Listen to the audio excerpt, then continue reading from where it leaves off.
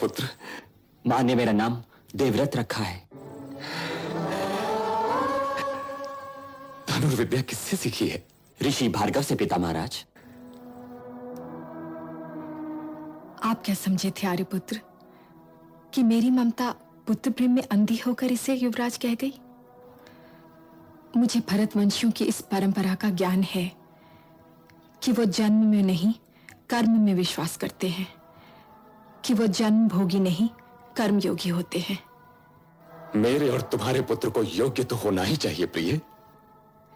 यह आवश्यक नहीं था आर्यपुत्र, परंतु हस्तिनापुर की राजगद्दी पर कर्म का ही अधिकार चला आ रहा है, इसलिए मैंने आवश्यक समझा कि देवव्रत ऋषि वशिष्ठ से वेद और वेदांत की शिक्षा प्राप्त करे और गुरु बृहस्पति से राजनीति सीखे, जो इसने किया।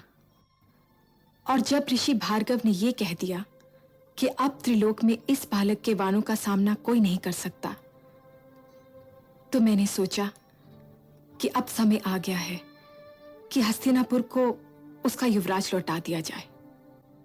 गंगे,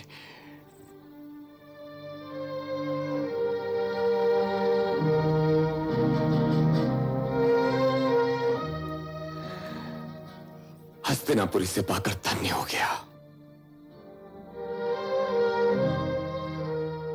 अब तुम अपने पिता महाराज के साथ हस्तिनापुर जाओ, जहां इतिहास तुम्हारी प्रतीक्षा कर रहा है। और आप माते? वृक्ष की छाया वृक्ष से बंधी होती है, वो चाहकर भी यात्री के साथ आगे नहीं जा सकती। तुम्हारे लिए मैं भी एक ऐसी ही छाया हूं, समय के वृक्ष से बंधी हुई।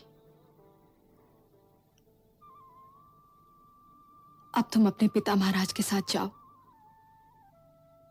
और हस्तिनापुर में अपने कर्तव्यों का पालन करो। जो आज्ञा माते।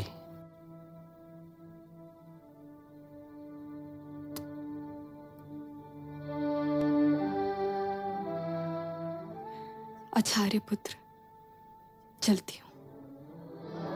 प्रिय,